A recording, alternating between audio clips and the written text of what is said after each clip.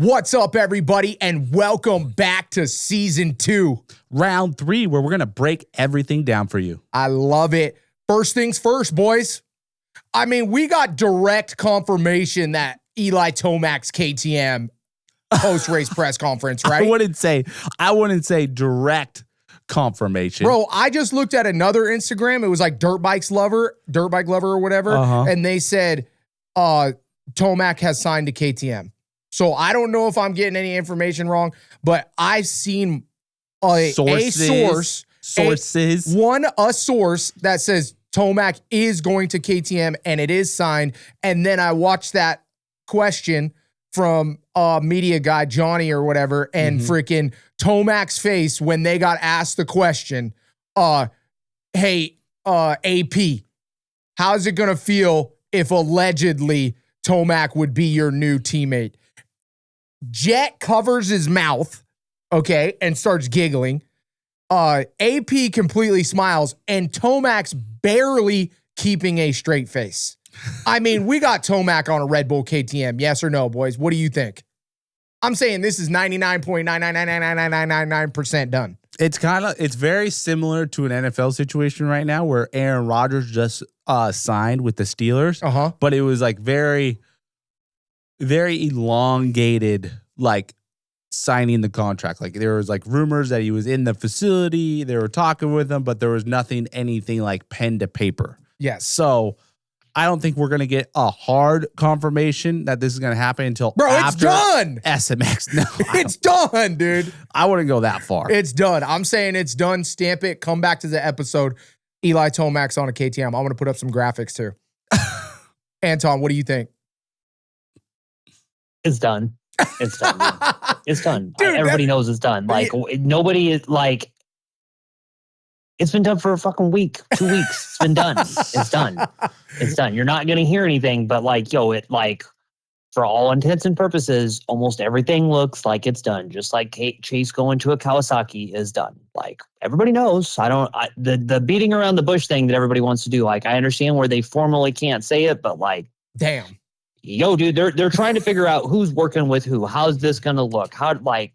Trust me, planning for next year is well underway. They're not like, do you think he sharpened the pencil? Do you think that they called Canon and made sure that the printer ink subscription was done? Yo, this shit's done. It's done. Yeah. Or if it ain't done, it's like, if there was something to stop it from happening right now, it would have to be some end of the earth kind of thing where someone came out of nowhere and was like, yo, we cannot have this happen. And again, like I've said for so many weeks, that Monster is going to let him go after what has to be millions of dollars in advertising for, like I've said, gas stations everywhere, because there's a lot of new little pop-ups or cardboard cutout displays that go on the top of the refrigerator that look like a finish line with a rutted dirt takeoff. And there's Eli doing a whip on his Monster Energy Star Racing Yamaha as the center icon. And that's Kawasaki. I've seen him on a Cowie still. And that's like another thing, like I think we very underestimate is the energy drink like switch. Is very underestimated with Eli. Yeah. You know how many Unleashed the Beast videos I've seen with Eli? I mean, that could be part of why he's called Beast Mode too, right? 100%. Dude, yeah, pretty much straight off of like Dirt Shark videos and Ash pushing that. And like, hey, that's what I mean. Ash kind of did speak that into that happening. And I had never seen him until I went to, Eli's home turf this weekend. A lot of Beast Mode t-shirts. Like they're really selling the Eli Tomac merch in Colorado heavy duty. Probably because it's 1 day shipping within the state. Is it going to be wing mode now or what? Dude, like... Oh, that's dumb. That's dumb. So dumb. But okay, so then let's go back to this though. In looking at what Monster's got going on right now, big picture, massive presence within the UFC. Yep.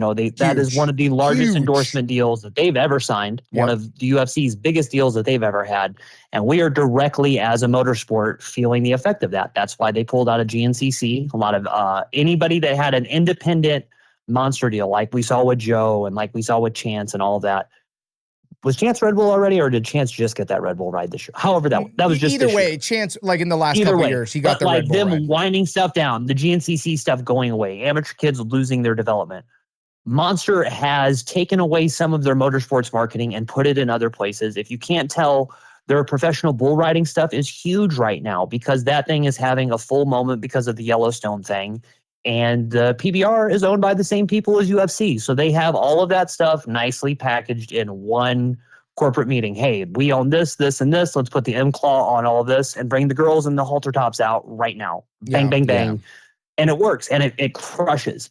But then you need to know that Monster is also really, really, really pushing to get not only their energy drink segment under lock and key because they have over 25 SKUs just for regular energy drinks, but them buying an alcohol business to have the Canarchy Brewing, so that's Dale's Brewing, that's the Jai stuff, and then the Vitalite stuff. That's them spending a lot of money to try to make more money in other places. They're trying to be a beverage titan. Yeah. And which they're getting they have there motocross. for sure. They got motocross on lock. We know they own the sport. If you back it down just a little bit, but it stays Monster Energy Supercross, just like you said, Adam, Eli on a 2017 Cowie KX450, that poster looks the same at that 7-Eleven, in San Bernardino as it does in Albuquerque, as it does in like Billings, Montana. They don't care. Yeah. Still going to sell the energy drink for 3 for $5. 100%, dude. Yeah. Yep. I agree. Hey, 3 for $5 is really good, okay? Yeah, 3 for $5 is good. It's like 2 for $5 now, but... Yo, have you noticed the prices have gone up way crazy on them? Bro, on everything, dude. We don't even... But just like energy drinks in particular... started on prices going up, bro. Oh my gosh. But yeah, I mean, in energy drinks particular, yeah, I mean, it just feels like everybody's price gouging because almost they can at this point because they see everything going up and then all of us are all dealing with it. So everybody's just jacking that shit up because they know that you'll pay it. Mm-hmm. You know what I mean? Yeah. So, but we can't go on that. We can't go on that tangent right now. But bottom line, huge move, more than one piece having to move to get Eli Tomac over to Red Bull KTM. Like we said, and you know what I love about this whole situation is like, we all kind of know that it's going to happen, and it's going to happen. Mm-hmm. But I love that I don't have to be the one. I can point the finger at somebody else that already said it. You know what I mean? Oh, I love it. But yeah, I think that brings up the next point is you know what I've been thinking about a lot this weekend? What? A lot. Is we got the announcement about Chase Sexton, right? Coming back at Redbud, thanks to Lewis. Mm-hmm. Right? Well, that's supposedly coming back from Redbud. Yeah. We are seeing some shit go down with Jorge Prado right now. Oh, and Monster Energy Kawasaki? Yes. And we all know that that's going on in the background with that signed deal. And Chase Sexton sitting at home, and he's watching what's going on. And now Jorge Prado has vented through Lewis Phillips' interview, through our interview, that they need to work on the bike. They need to make it faster. They need to make it better because he is saying that he can win. And I 100% believe him. Yes. Don't you? Mm-hmm. I mean, what about you, Anton? Do you think that it's bike or do you think it's more him getting used to these tracks? I mean, I think it's kind of a combination of everything. And I hate to just blanket it in that answer, but everybody knows that the Cowie has a speed problem, not speed, but a power problem on the engine. And I mean, I said it on the podcast, I know a couple weeks ago, but I've had direct conversations with people at Cowie that were like, we have to make the bike reliable to the consumer in race conditions. We have to make sure this thing gets to the finish line every time. We can't just build it to the hill and hope it makes it to the 20-minute mark on a Saturday when everybody is watching. Well, they're going to have to figure that shit out. Or they need to, the person that they brought in to work at their company that they pay, that's their employee, not the one running the ship, to understand hey, this is our corporate philosophy. And as we've seen so many times, certain riders don't always get that at Cowie. And we're going to have the same conversation again, just like we did after RV and Weimer left there of Cowie wants to set up the bike one way. We don't like it. It only works for one rider, this, and this. It's corporate mindset. And that's just how it is. If Prado didn't know that stuff going on, I would be surprised because everybody kind of knew from the midpoint of last year that the Cowie was down on power. And even in the GPs, You could look over the gate over there and know, like, hey, man, they're still figuring that thing out. But this was the deal that was going to get him everything he wanted, which was coming to the United States with good gear contract, good money, all of that stuff, and a good long-term commitment. It wasn't, hey, you have 2 years to figure this out, and if you don't, get ready to find a flight back to Spain. You know, they really stuck into him because they believe that he is going to be a champion. Howie has made that very, very clear since signing him. We believe in the long-term future with him. This isn't just them saying something in the last 2 weeks because he's been unhappy. From the moment they started courting him, they said this will be a 2-year project until we see him winning those and contending for where we believe he should be. Yeah, Okay. but the bottom line is like the best marketing is that bike being on the top step of the podium. Amen, my brother. Or a Literally. whole shot. You can't tell me we can't make the bike fast enough for a whole shot. I mean, Okay. Cody Schock just literally whole shot at Moto 2. Okay. Here's a question for you guys. This is the lingering question I have. What? If you set Jorge Prado on his fucking gas cast that he won the championship on, where is he at right now in Pro Motocross? I would say 1 to 5. 1 to 5. What do you think, Anton? 1 to 5. Get to work on your But I mean, bike, like, of course, son. Yeah. Right? Mm-hmm. That's just the bottom line. That's the bottom line. But even then, and he was very open about it with you guys and in Lewis's interview last week and just in the process in the past. KTM had to go through a lot to get him to what he wanted. And if you looked at the KTM that he rode and then the gas that he eventually rode and then compare that to Jeffrey's bike, very, very different. He went through a learning process to get the KTM how he wanted, just like I'm sure he did learning how to make the MX2 bike where he wanted. I mean, it is a whole thing that gets going, but this goes back to what I said to you guys, last Sunday after you guys interviewed him. Does he understand that you have to wait? And I didn't hear the interview that you guys had done. And for him to be so adamant and so clear, I'm in the prime of my career. I have to go now. There is no waiting. That was wild to me. That it wasn't even like, I can take a gap year, nothing. He knows he wants to go right now, and it's no matter what anybody else says.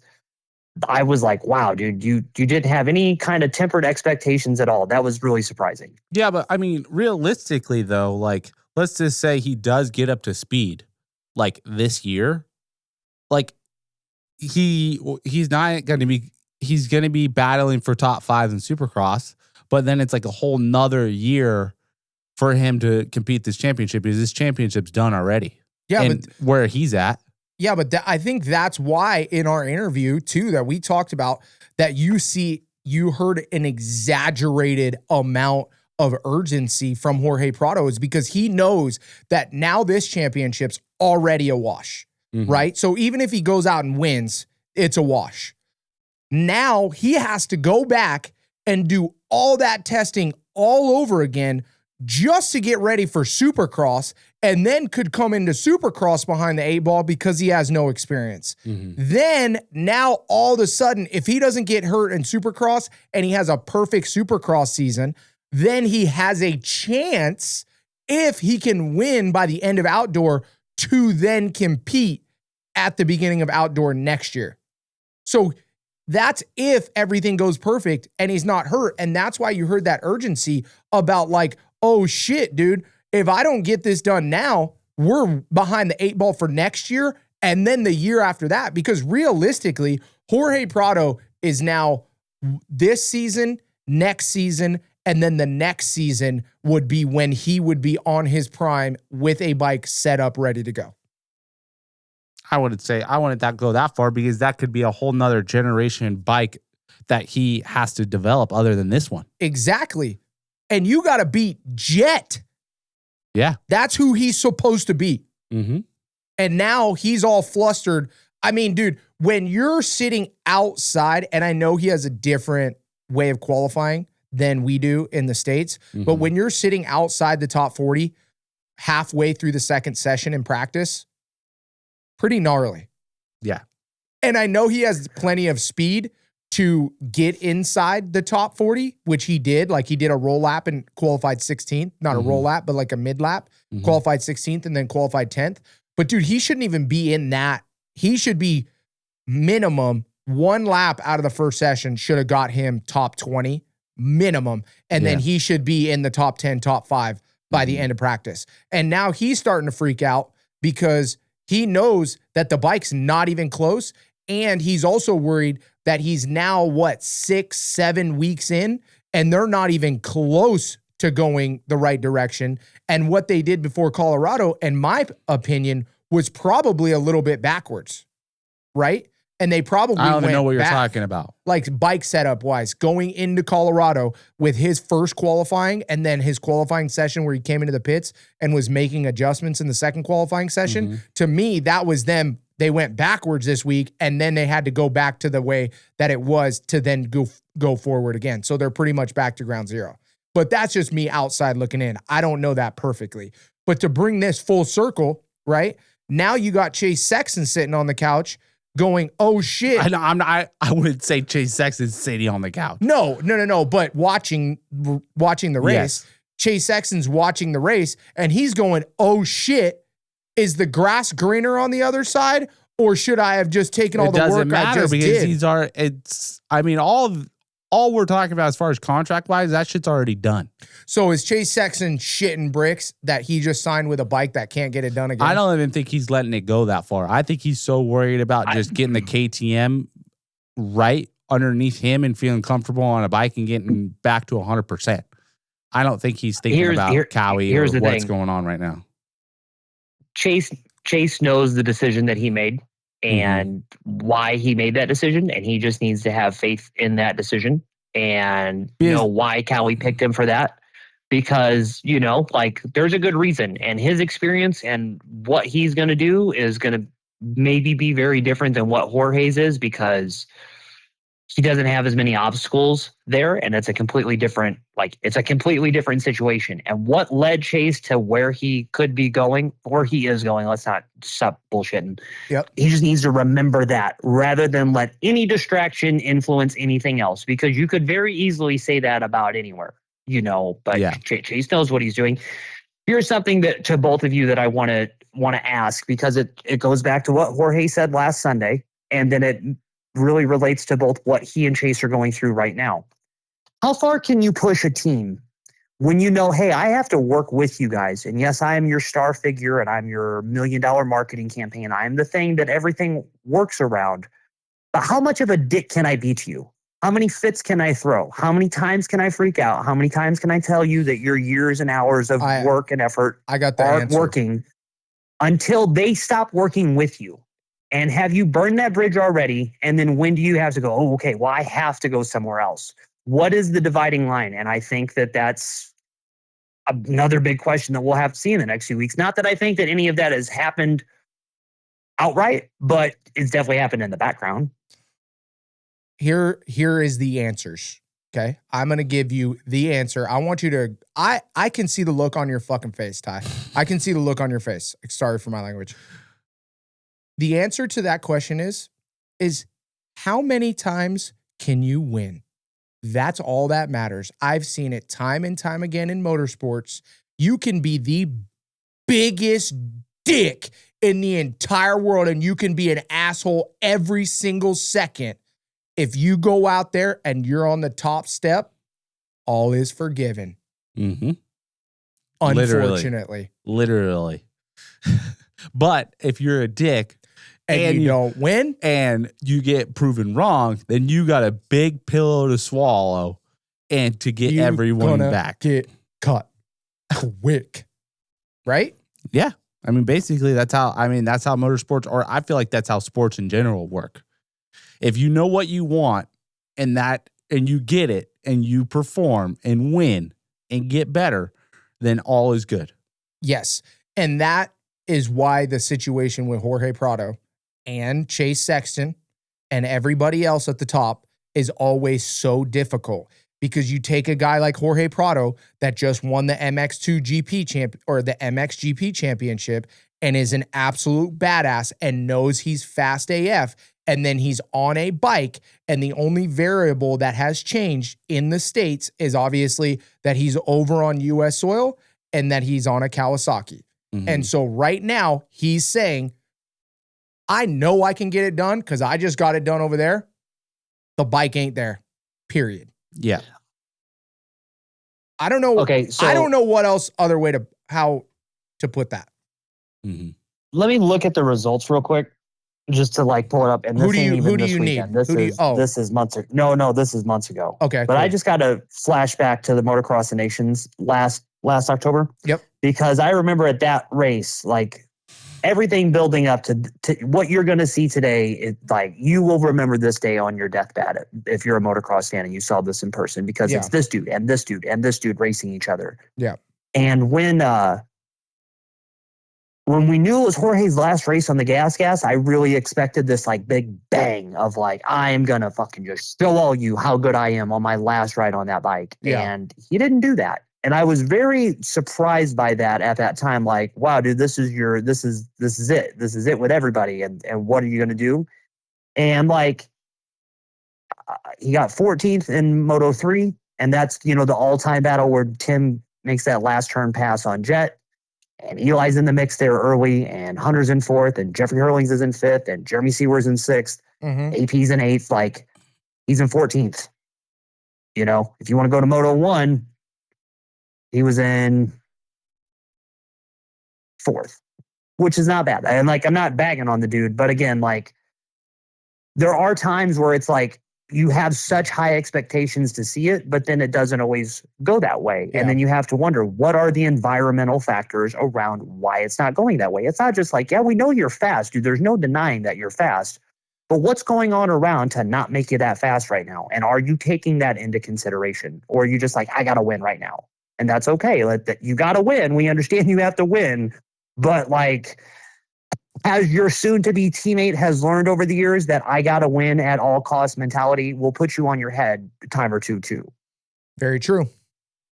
Yes, but I mean, the scary parts, what I've looked at is like, I think Jorge was like in the top 5 of Moto 1. Yeah. And he dropped back.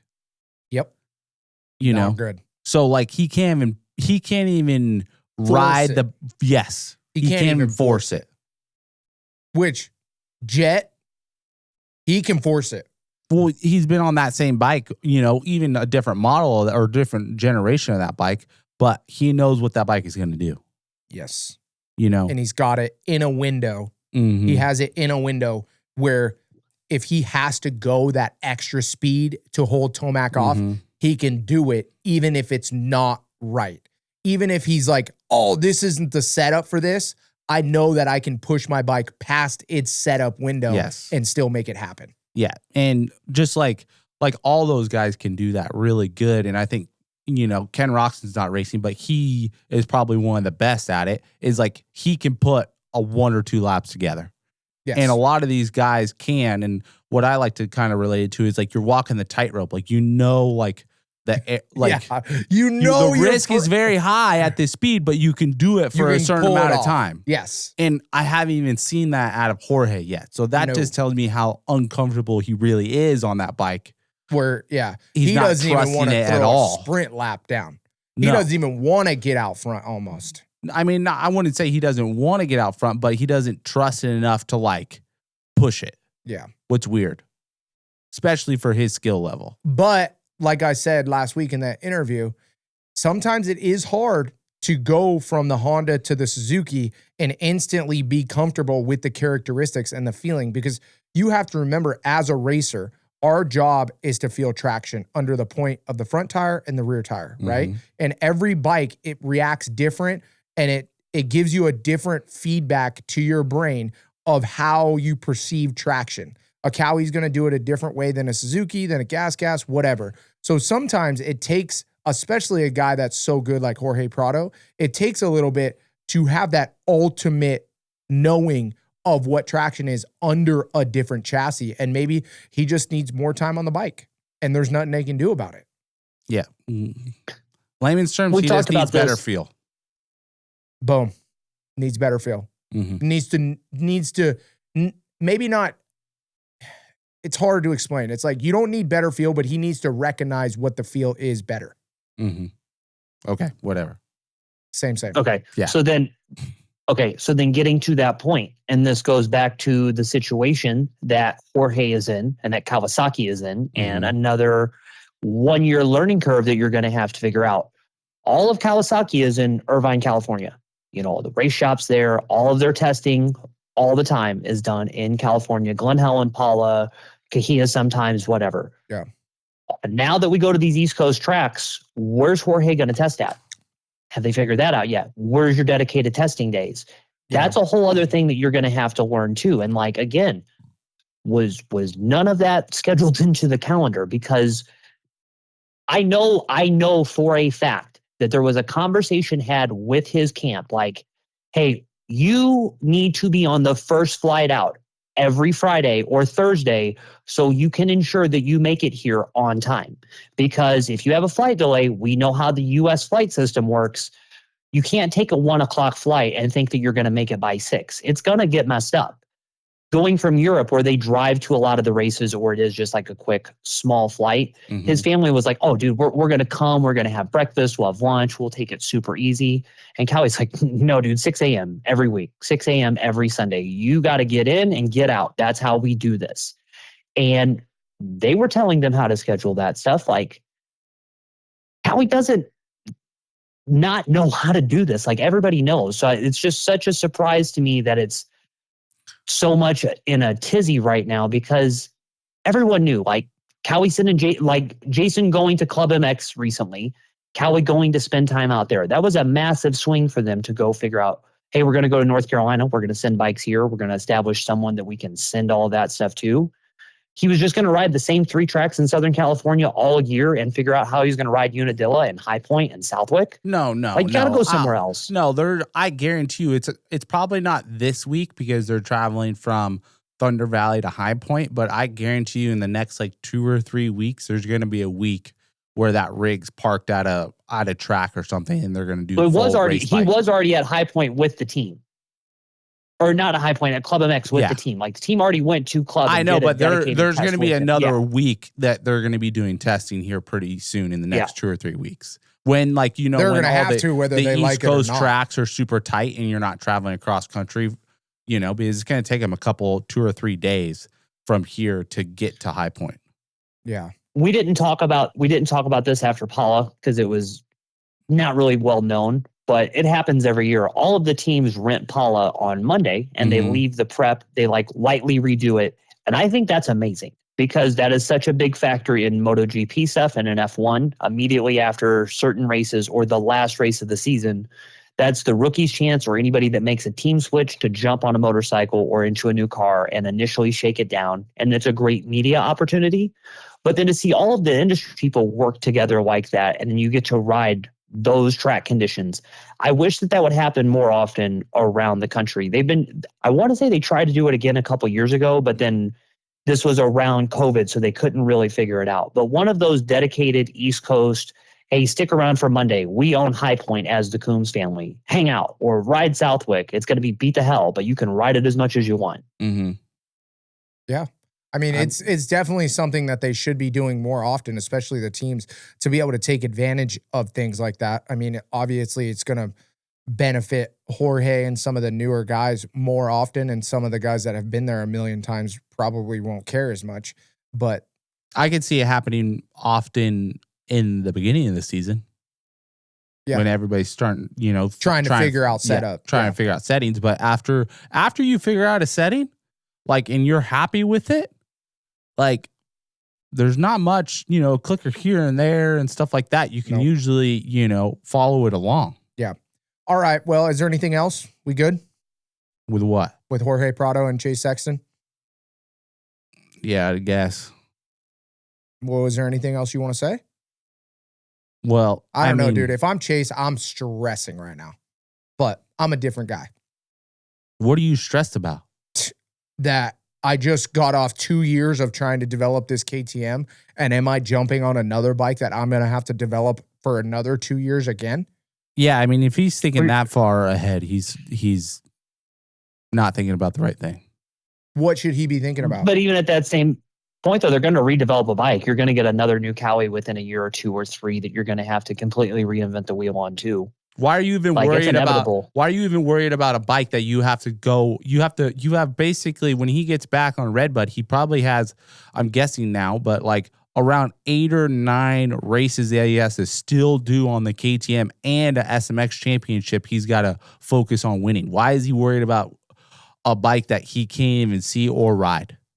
Because that was my nightmare with KTM. That is what I've dealt with, and why that I am moving is because of this whole thing with KTM, right? Yes or no? No. Why is he moving off of KTM? I mean, well, one, he's unhappy with the bike. Okay, so that was my exact point. Mm-hmm. And then the full outcome of like KTM as a whole, I think. No, I think it's more bike and team communication than anything. They're just not. Well, gelling. I mean, yeah, but that's my assumption. Yeah, but I hope his agent and him did a better job of, communication, because I think Kawasaki's probably one of the most strict teams out there as far as what you are able to do with the bike and what directions you can go. Right? As far as like picking Kayaba, Showa, X-Trig triple clamps, their triple clamps, factory parts, and da-da-da. Like, Kawasaki is the strictest. The most strict? Yeah, I don't know. What's your thoughts, Anton? Bruce and Dan and Cowie will tell you that they will make anything, and they have a really big window and a big parts catalog for their guys to pick and choose from. So, like, they'll defend to exactly what you said, Ty, because that same thing was said for so long after the RV Weimer stuff, and then after Eli leaving because Eli wanted a cable clutch and they weren't going to put a cable clutch on a production bike that has a hydraulic clutch, like that kind of stuff. But they have been open in the past of like, this bike's going to have Showa, this one's going to have KYB. How many times did someone have to be the sacrificial lamb to ride a BFRC shock? You know what I mean? Like they've definitely done some stuff, and Cowie has a lot of resources to get stuff done. That stigma really doesn't do justice to the capabilities that they have, because I know what happens in that race shop. I've toured it. It's unreal, the stuff that they make and what they're capable of doing. What the thing it always goes to is they have a performance window that the bike is engineered that they're trying to keep it in. It's not hey, we're not gonna not let anybody do anything, but we've spent hundreds of millions of dollars and hours with engineers with degrees testing this thing. They know this is going to work. 2 mil on the triple clamp might work for you, or we could respline a shift shaft so you can have another tooth of degree and variance if you think that that's really going to make it better for you to ride the bike. Like, we'll make the stuff, but again, handling and power and how the bike is going to work. Because if you change one thing, another thing is going to feel the effect of it. Hey, we have all of this data to look at. And we, as a company that makes millions of products every year, for trains to tanks to all this shit, we know that works. So we're not going to let one racer tell us, no, that doesn't work. Yeah, but I mean, I'm just saying, like, if I know what you're saying, Ty, but looking for fucking more power, then why aren't we giving more power just to even see? Bro, let's talk about this, dude. Everybody at the beginning of the season was like, wow, that Honda looks like a piece of shit in Supercross. And now all of a sudden, all I'm hearing around the block is how good a Honda is outdoor. If you got a green After it looked shitty the last 2 weeks, everybody said. That's what I'm saying. So now it doesn't matter, bro. Make your bike green and put it on the top, and people are going to buy those things. Yes or no? Yeah, but it's got to get there. Exactly. Dude, everybody's just like, oh, dude, Jett in that 25 is so sick. Dude, they have so many bolts and things bolted onto that bike that will make it so much stiffer, so much more rigid, so many different parts that they're adding to the frame to get the flex where they want it. People don't care, bro. If the Honda's out winning, what do they want? They want a Honda. Okay. And it's red.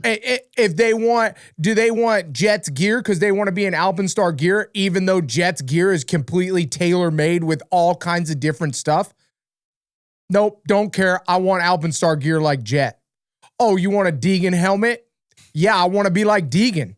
It's a totally different helmet. You want Alpenstar Tech 10s like Deegan, the pink ones? Okay, cool, but you're not going to get the gripper on the side, the extra venting, the completely different soles that he has on the bottom of his boots. I mean, what do you got on the outside that looks like your shit? Whatever it takes to get it done, because that's what's going to sell. Yes or no? Yes, but that is not, you ventured way off. I was just saying Michael was talking about how Kawasaki has all these resources, but apparently they can't make Jorge Prado happy. But you said at the beginning that Cowie is strict. And I do think that they're strict on certain things that they will not change. And at this point, if it takes whatever it takes for your rider to win, do it and leave the stock plastics on your bike and make them win.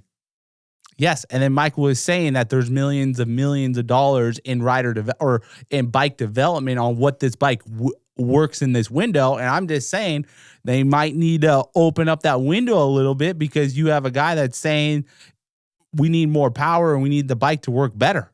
Yes, and I'm agreeing with you. I'm saying do whatever it takes to make the window where the window needs to be. That was a very roundabout way of agreeing with me.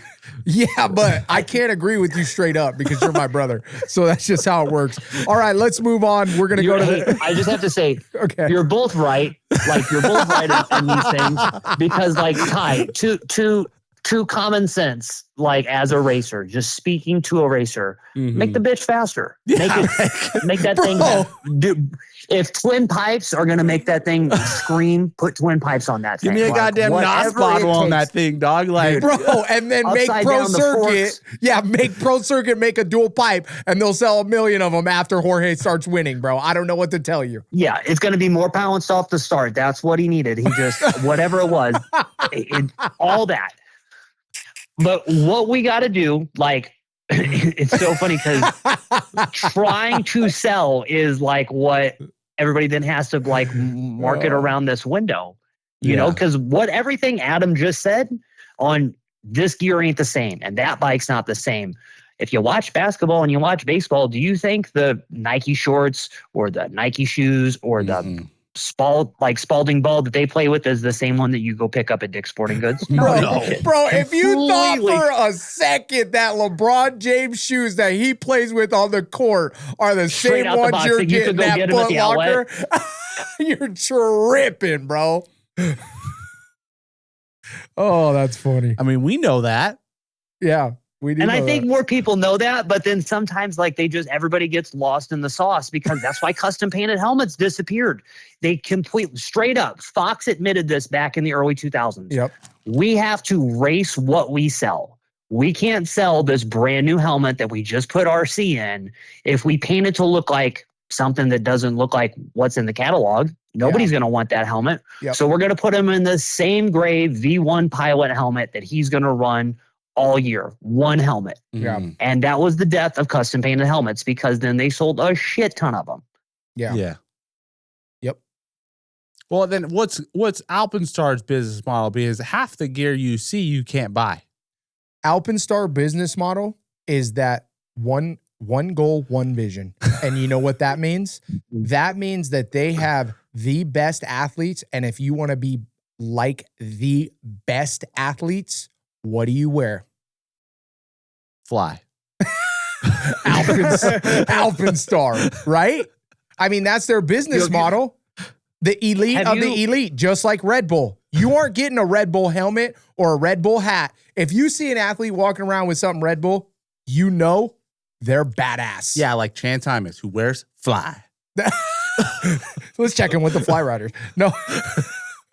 Oh, that's funny. I felt so bad for Parker Ross. They would check in with the Fly Riders. And Parker Ross in the first moto would be like 39th. And then in the second moto, he was 34th. I'm like, God damn it, Parker. You were ripping last week. I know. Harsh. But yeah, I mean, I don't know. It's whatever you need to do to get your rider at the top is the moral of the story. It doesn't matter what the production window is. It doesn't matter what it is.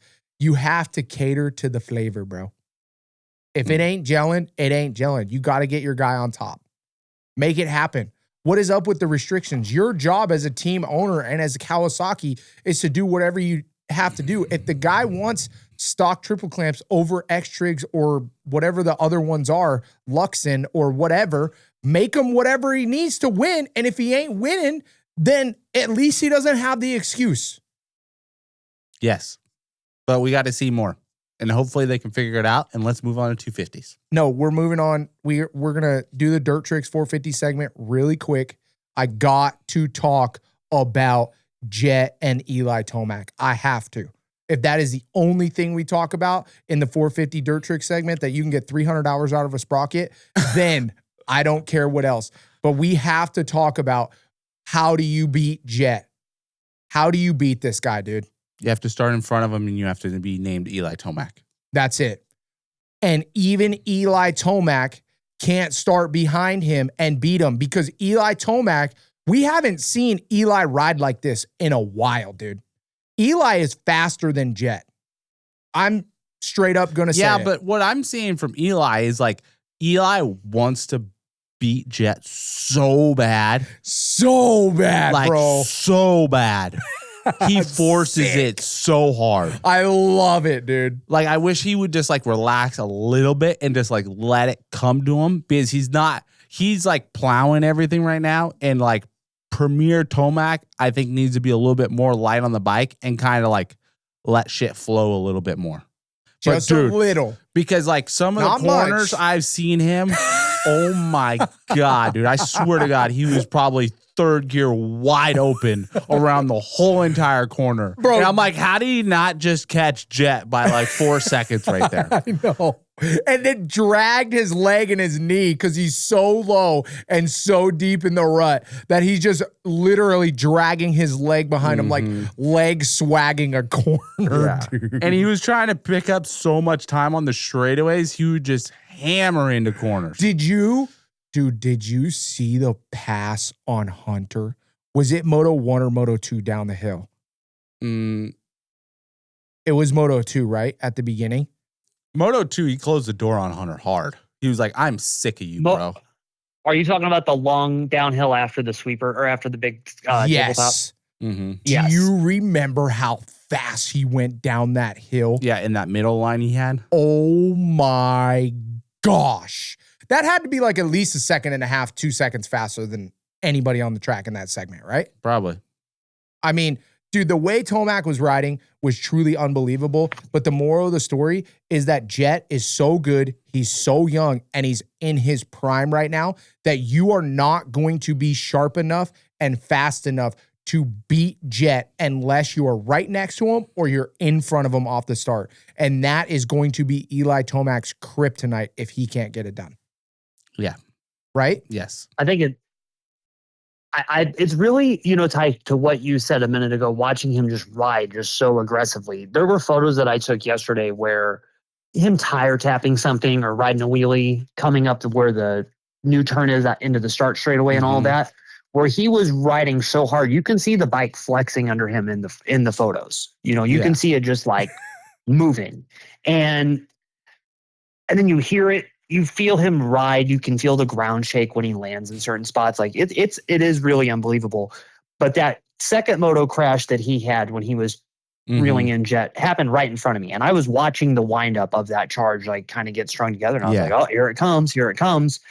When he hit that corner trying to stand up in it and he did that somersault over the front, I was like, damn, because he's had a lot of those mistakes, and I think that that's the one thing through Eli's career. Like, if he could just minimize those, like pushing it so much where it is just a little, but it kills all your momentum and then you have to restart again. I was thinking about it on the drive home today. I think that's what made that year with him and Chase having their battles so exceptional, was you knew that they both had the speed and that they had the endurance, but it was a matter of like, okay, they're both going to make a mistake at some point in that 35 minutes. And they're probably going to make it next to each other. But then how quickly do they recover? And then how quickly do they get back into things? Yeah. This thing with Jett that is so exciting, it kind of gives you the, man, how would it have been to watch Eli in his prime? Because we know Jett doesn't have everything right now. Like, if the bike is still just a touch off and he is still a touch off from his injury, but to watch Eli just giving it everything and Jett just like methodically, just like, all right, dude, well, I'm going to work you. I'm just going to be consistently a touch quicker here. And to get to watch them do this new type of battle, it's not the same as the all out speed that we saw of the Chase Eli one. And maybe that's what makes this one so exciting, is like, it really is two different guards now. It's Jett's tactician and Eli's all out. I'm going to break the bike in half if I have to win. Yeah. And that's literally what's happening with Tomac. And I think It's kind of like to what Ty said is just Eli is pushing past the limit and he wants Jett so bad that he will do whatever it takes. And this weekend wasn't one of those tracks that could hold whatever it took. You know, like he was burying the bike just a little bit too much in certain areas where Jett, you know, he was almost making up time by not pushing it as hard in certain areas. But again, it just comes back to the line. I really think it would have been a different outcome if in that first corner you put Eli in front of Jett. I think Eli would have won. But, you know, you just can't.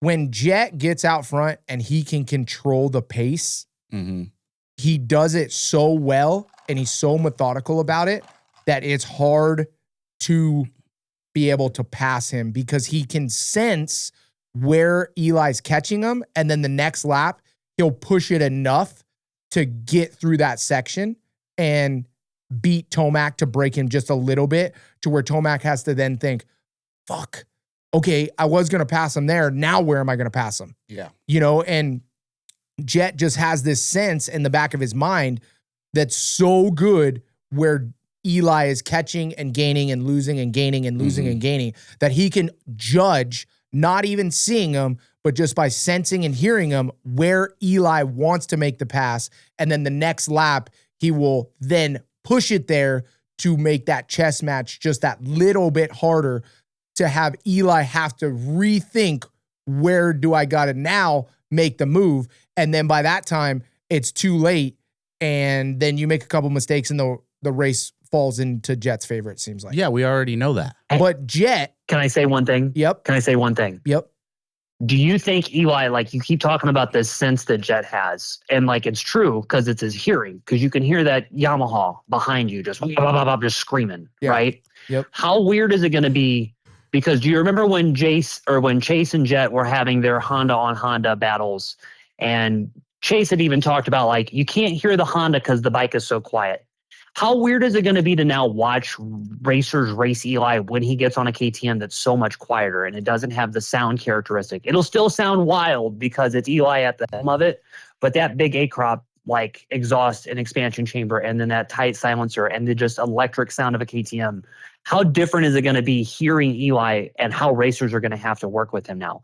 That's the little stuff of bike changes that we always have to keep in mind on how racers then have to work with other racers.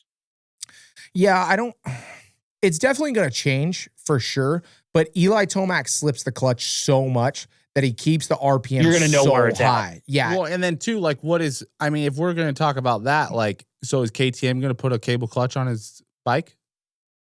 Because it's obviously known that, you know, Eli don't like that clutch. He wants to feel that thing burn. Maybe the Bahaj might have added an extra 0 to that contract just to be like, we're good. You're good with the hydraulic clutch this year? Let's do it. I mean, would you like stock? We have a lot of stock options that we just had to re-up. So would you like stock in the company? I mean, but this is the thing though, is that I don't know if a 0 is going to satisfy Eli Tomac's urge to win. If he thinks that he needs that clutch, he'll probably they'll figure out something, or they'll figure out a new hydraulic clutch that has a better feel to it or something. You know what I mean? Obviously, these are all hypotheticals, but I don't know. It's just, it's so hard for me to watch the races between Eli and Jett because you see the frustration of Eli. I don't know if it's frustration or not, but you see how hard he wants to win and that he can win, but he's just not getting the start. And what do you do? What do you do against the best starter and the best bike at starts? Well, that's what, he was trying to do the only thing you could do was put pressure on him and wait for a mistake, but he cracked first. Yeah. When you're trying to play that game, you got to apply the pressure and literally just wait there. Yeah. And try to relax and try to learn from it. And literally just like, you know, you've done it to me and I've done it to you a lot, is like you just focus in on, and that one person in front of you is your target. And you are just sticking on their rear wheel, like exploring, kind of trying to get some lines, but you're there waiting for them to wash the front end, to miss the break, to, you know, maybe a lap rider get in front of them, and then you capitalize. Yeah. And hopefully, you know, you're fast enough to stay there. Yeah. You know, yep. Especially when you're passing one person like that. You're not passing, you know, some guy in, you know, 8th or 7th. You're trying to pass the best guy in the world in Jett Lawrence in the prime of his career. So you got to be methodical about where you're going to make the pass. And I think Eli Tomac knew the spot he wanted to make it, and he was trying to stick to Jett's rear wheel, and he just mistimed that rut a little bit. Yeah, and I think the hardest part about it is how fast Eli has to go, then he has to make the pass. You know, like he is all out, and going all out it's so much harder to go all out full sprint and think about where you're going to make the pass. Yeah, but that's the other thing I think it's overlooked and overrated a lot is, dude, Jett is just on edge as Eli. Oh, yeah. Like, yeah. He's really relaxed with his body. He doesn't look on edge, but he is. Oh, 100%. Like, yeah. You know, he is just as close as making a mistake as Eli was. And Eli just made the mistake and Jett wasn't. And I guarantee you, as soon as Jett heard Eli Tomac bike fade, he took a quick look back and relaxed and dropped it down a notch. Oh, without a doubt. Like, instantly. Yep. Man, dude, we got to give AP his flowers, right? Bro, the boy is absolutely crushing it. Oh my gosh, dude. To see a guy that is that good of a dude going that fast is truly unbelievable. He was faster than Jett in the first moto in the first half of the race. He was straight up faster. Yes. He was ripping. He was faster than anybody on the track. Hey, bro, that's certain laps. That's 2 second places in the first motos in 2 separate weekends for AP. And legit ones. Yes. And why I say it's legit is because it's right there. I mean, he almost had the win if it wasn't for Jett being what do you want to call it? A century talent within 100 years, a decade. What are we calling Jett talent-wise? Once every 100 years? I would say generational. I would say multi-generational, to be honest. Yeah, you can go there. Okay.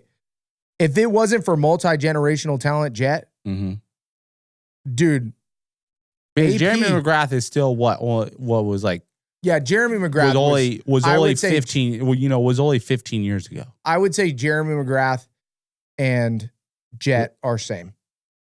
If I'm talking talent-wise. I mean, we're not. Yeah, but you know, we're not. Even, we'll see how Jett's career ends up. Yeah, I don't. He's on track. He is on track, but just the level. I think the level of talent is different. You know, if we're going to argue that, that's a whole different podcast.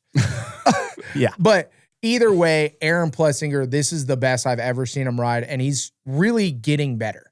Yeah. Right? Mm-hmm. All right. That's it for 450, boys. Anything else?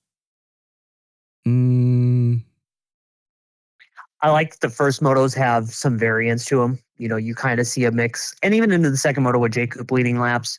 But that first one, when everybody's fresh and anything can happen, is fun because you're like, oh, it could be this, it could be this. But you know, the second moto is going to wind out being Jett and Eli. Like, you just know it is. Yeah. You know, and that the buildup is fun for Moto 1. But then when Moto 2 comes around and it's just, all right, there they are, finally. Here we go. Yeah. I was I was majorly disappointed in Justin Cooper, to be honest. And what? And majorly disappointed in Justin Cooper in a good way. Why? Because I really, really thought, because he's had some good motos there in the past and his lap times in the morning, that he really had a chance to win a moto today. Or not today, on Saturday.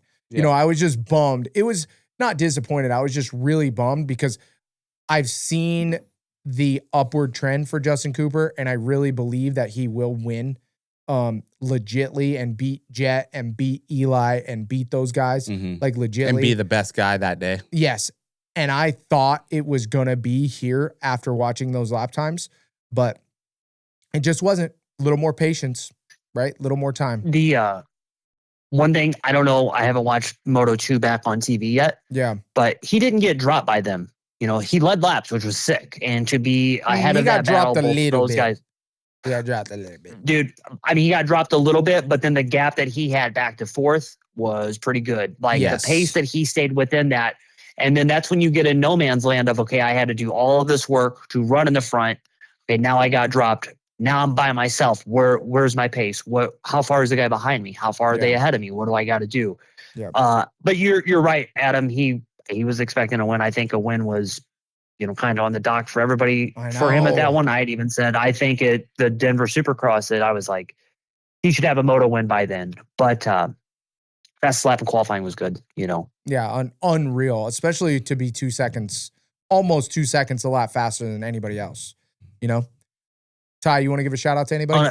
Yeah, you got to give a shout out to your teammate, bro. Colton Nichols got 9th in the second moto. I know. That's pretty unbelievable. Yeah, that's kind of where I thought he should be, you know? Yep. I totally agree. I think if he keeps on doing that, it would be sick. And then also that dude from Motier, Switzerland. Yep. How do you say his name? Valentin Guillaude. Guillaude. Yeah. I mean, the dude's legit, dude. Bro's a boss. He's just legit, and he's right there every week. Yes. He's right there every week. And then 2, I don't really know Tyler Stepik very well. How long has he been racing for? We need to do a little podcast with him. He rode really good this weekend. There was a couple privateers that did really good in that B practice in that first opening laps. But let's move on to the Stan Benson Racing 250 class. If you need any parts in Bakersfield, where do you go, Ty? Stan Benson Racing. If you need any parts at the track, where do you go? Stan Benson Racing. Come on. If you need ETS fuel, Pirelli tires, Stan Benson Racing. Come on. They ship too. Call them up. They ship. Wow. Big news of the weekend. Hymus goes home to Idaho, eats from James Stewart home cooked meal, and then starts cooking and goes 1-1. I am not shitting you. I was talking smack, and I counted him out after homie pulled out of Hangtown with food poisoning. So maybe it really was food poisoning. You know what I'm saying? I mean, because we've heard food poisoning quite a few times. But that seems like it's legit if you come out the next weekend and go 1-1. Yes or no? Yes, it does. Did you see Hayden's electrolyte post during the week? No, I did not. I missed it. Please tell me. It was like Wednesday, Tuesday, one of the days, like hot day down in Florida, and it's just a picture of the tailgate of the truck. Yeah. And there's just a big old plastic 1 gallon jug, and there's like water in it, but it's like murky. Oh, I did see that. Supplements in it. I did see that. And it's like no electrolyte deficiency today. And I didn't get it at first, but then somebody over the weekend was like, "Did you notice the jab?" And I was just like, "Oh, it's hot in Florida," and then like just the layers of just the and I was ready to hear some spice after the qualifying and then after Moto 1 and after Moto 2. I was really like, who's going to say what, but nothing, not a word. So I'm excited to see what happens as this builds. Yeah. I mean, obviously we know everything with Deegan comes to a climax at some point, right? I was just bummed after when I saw his Deegan's bike smoking and then he put on the Pitborg save bike. I was like, oh, what the fuck? I know, but honestly, to be real with you guys, it's one of those things where I learned it in racing and it took me a long time to learn. And I really want to like call up Hayden and tell him, but fuck, who am I? You know what I mean? Like he's got so many people in his camp that are telling him so many things. He's got it covered. But one of the biggest things that I regret about my career that I learned very late in my career is that you feel sometimes that you want to push to get speed in certain areas, but you have to realize that pushing it deeper into the corner and certain areas of the track aren't the places that are able to hold more speed, even though you feel like that. You have to think and use your brain a little bit more and be like, I know I'm really good coming into the corner and I want to get even more speed coming into the corner because that's where I'm excel at, but that's not where more speed's going to come from. And when I seen Hayden behind Hymas, I was like, wow, he is revving his bike to the moon. He's riding the shit out of that bike. He's driving it deep into the corners. He's overriding the sections of the track where Deegan usually can get away with it and excel. And at Colorado in particular, you have to be more, you have to carry momentum in other places where the speed is going to come from. It's not going to come in driving into the corner. You know, like it was almost like Eli Tomac and Deegan were forcing it into those ruts super, super hard and putting too much pressure, where you kind of had to go with the Jett Hymas theory where they weren't carrying as much speed into it and they were being lighter and then trying to get the speed back up coming out of the corner. You know, it's almost like go slow at the beginning, go fast at the end, and be a little bit more methodical and different where you were collecting your speed at. Yeah, I would agree with that. It's just, I don't know. It's like, it's hard because Deegan, that what he does obviously works at different tracks, but in that particular situation, it wasn't working. Well, when the ruts, you know, when the ruts are over 1.5 feet deep, that doesn't work. Oh, I mean, realistically, though, true. you know, because if you really look at that first moto and how he was laying in ruts and you could only see half the bike. Yeah. And that was on TV. Yeah. You know, so it's always 100 times gnarlier at the track. 100 times. Like when you see a side profile of the track and both of his wheels are disappearing, you know, that rut is 2.5 feet deep. Yeah. Yep. So, no, straight up. You know, I mean, he'll learn. I mean, I felt like even, dude, realistically, though, I think if his bike wasn't smoking, I think he would have caught him and gave him a really good fight.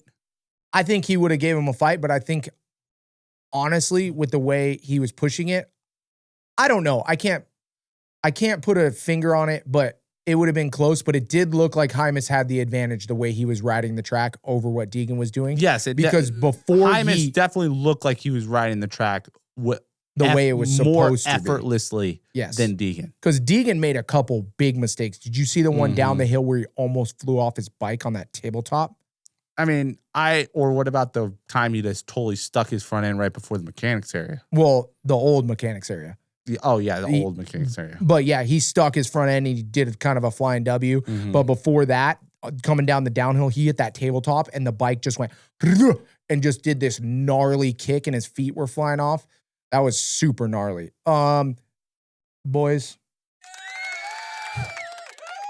we got to give a round of applause for Mikkel Harrop and Garrett Marchbanks, right? Right? These boys, dude, Garrett Marchbanks is flying on his pro circuit Kawasaki. And Mikkel Harrop first moto was truly unbelievable. Yes, first moto he was riding good. I mean, he did fade back, but he was all the way up into third, Mikkel. Yes. Mm-hmm. And then Garrett Marchbanks has been riding absolutely lights out. I know that boy needs to get off the start, though. What do you do in his situation? Run the paddle where, I mean, he probably does have the paddle, but like, I don't know. Really, he said in an interview that they figured out some things on the start, but I would still just get there, you know, figure out gearing or something to get him out of the hole. Yeah. And the one hard thing about gearing, like that we obviously learned in our careers, is like you want to get a better jump, right? Mm-hmm. So you go up a tooth, but then the rotation of the wheel is so jerky, it's hard to get it off the grate fast. Yes. You know, so if you go up a tooth to get the snap, then it's almost not working for you because the size of the sprocket makes the rotation of the rear wheel different. because of he's how really big. he's almost got to be like twice as good as everybody else on the start with how big he is. Yes. I don't know the theory. I think you know it better, but if you make a bigger sprocket, you get more snap, but the rotation of the wheel is slower because the chain rotation is bigger. Yeah. So you do get more snap, but the rotation of the wheel is actually slower because size. Yes, because of the size of the diameter of the gear. Yes. So it takes longer to do a whole revolution. Yes. So it's kind of like, okay, yeah, you get a little bop, but then it goes bolt because it's not rotating as fast. Yes. Yep. Mikel Harrop, we need a little more training, get a little stronger, get a little more comfy on the bike. The Triumph looks really, really good though, right? Yeah, when he rides it. What I don't even want to get into freaking Austin Forkner. Or what about Jordan Smith? Okay, what about Jordan Smith? I mean, he's still on the bike. He got 14-11. Solid. Solid, not great, solid. Are we happy with Ty Masterpool's riding? It seems like he needs to train more, but I don't know if he's just recovering from being sick or what. Well, he obviously was hurt the whole off season or all Supercross, but he had a pretty good time. Training. Avery Long was ripping. Oh yeah, that's right. I don't know what happened to his bike, but he was ripping in Moto 2. Yes. He was climbing up. I was like, oh, dude, and he looks comfortable. Like, he didn't look like he was going to, like, drop like he did. So I would be interested to see, or, you know, maybe you guys know what happened to his bike. I don't know what happened to his bike, but let's put it this way. When you're a privateer and you get confidence like that, that's a huge step in the right direction. So look for Avery to start obviously doing better as the season goes on, right? Just need more power. Is there anything else in the, Mike, I don't know if you want to chime in on this too. What about Caden Manier? I don't know. His rookie debut, he won 18-12. Oh, really? Yeah, and he's racing on the for Star Yamaha? He's from Was Australia. Was he on a factory bike? Mike, do you know anything about that or no? Was he on a factory bike or no? Yeah, he's on pretty much on J Mart's bike. I mean, maybe not full factory because he didn't have the same forks that everybody else did. He still seemed to have his like amateur style fork. Yeah. Which is different fork tube and all that. Totally. But yeah, he did that one. Yeah, and he hasn't been here to do Loretta's qualifiers or anything, so like he's ready. I think this was the pro debut to finish it out. Yeah, 18-12 is a really, really good score. For his first ever national at that track? Yeah, like really, really good. And you know who else I was impressed with this weekend too is Casey Cochran. Oh, bro, he's absolutely ripping. He just needs to keep on staying healthy. Yeah, but what was up with his first moto? 13.6? Yeah, that's what I mean though. He was back in like 16th for a while. Like a while. Bro, I think I was just impressed with Moto 2 where he just like kept that pace and he just rode. As long as he gets out front, it feels like he can do kind of what we were talking about Prado needs to do. You know, if he gets in that position, he can ride himself kind of up to that level. Yes. Okay, what about Tom Vial, guys? Dude, bro, he is not looking ready for the 450 class. I already done told you this. I told you guys this at the end of Supercross. I was like, bro, if he doesn't come out here swinging, this is the thing, bro. First 3 rounds. This is the thing. What? We all agree. Me, Mike, and you all agree that Vial, unfortunately, is not ready for the 450 class. If he does what he is doing right now in the 450 class, he's going to be lucky if he beat Colt Nichols in the second moto. Lucky. No, he's lucky. Not. He's not beating Colt Nichols in the second one. No. I felt like if you put Colt Nichols on a Star 250 this weekend, he probably would have podiumed. I wouldn't go that far. Top 5? 6 to 10. Yep. Either way, Vial, we kind of, that it is what it is. He needs to step it up. He's supposed to be a world champion on outdoor. Yeah. Did you guys hear on the broadcast about Jeffrey Hurlings? There's a weekend off in Southwick. No way. Yeah. He just won this last weekend over at MXGP. And there's a weekend off for Southwick? Yeah, in their series, and it's Southwick over here. That's tough, though, bro. Do you think he does it? When Southwick? I don't know. It's coming up. Is that weekend after the weekend off? It goes High Point this weekend off, and then Southwick. And we're not supposed to see Chase until... Because he was supposed to come back at Redbud, but then he corrected Lewis because I guess Lewis talked to Ian, supposedly with Twitter, and said Southwick. And then he said, no, that's incorrect. I'm not coming back till Redbud. So that's like almost a month out. Yeah. Yep. All right. Damn, that's a while. Yes. Deegan crying after he lost the race in Moto 1. How do we feel about that? His perfect season went down the tube. Yeah. And that just goes to show you how much those, like Deegan and everybody in that camp act like that shit's not important and how important it actually is. Well, yeah. Did you see his what was the interview about? It was a short clip about his legacy and it was a vital interview. Yeah, it was a vital interview about what motivates him. He's all, it's my legacy and how much money I can make. And speaking of legacy, he was 2 wins away, right, of tying James Stewart for consecutive wins on a 250. No, he was at 4 and he needed 9. Was it 9? I thought it was 6. No, it was 9. And then the other person was 14. And then there was a lot of people at like 6 and 5 was like Jeremy Martin and stuff like that. Yeah, who was the one? God, I can't believe I don't remember that name. What, Brandon Jessamine? No, Brandon Jessamine. God, that's an old name, bro. Well, I was just saying, he was a good lights rider. That was no, Stewart I was talking era. about the one that was at 14. I know the name, I just can't think about it. I think that's it for 250, right? I mean, it was definitely cool to see the emotion out of Deegan on the opposite end of the spectrum. I think, honestly, after this weekend, we're going to see another run with, like, High Point, weekend off, Southwick. I could see Deegan picking up some pace. You don't think Hymas wins is a guy that'll be in the fight now that he's won? He went 1-1? Nope. You just thought it was a one-off race at Colorado? I mean, dude, honestly, true take, he's literally done this every single year he's raced. He has one little, like, good round that he's, like, phenomenal at, and then where are you at? Damn, bro. Don't hit him with the truth that hard, dog. It's like the same thing with Levi, dude. Like, you get 8th of Moto 1 and then 3rd in Moto 2. Yeah, I don't even Bro, like, what do you about. expect? Like, what do you expect? How do you expect to compete with Deegan? I don't even want to talk about Levi, dude. It pisses me off so Chance much. Hymas is already almost 49 points down in the championship. That's a moto or a whole weekend perfect. Whole weekend. Joe's already up a Moto.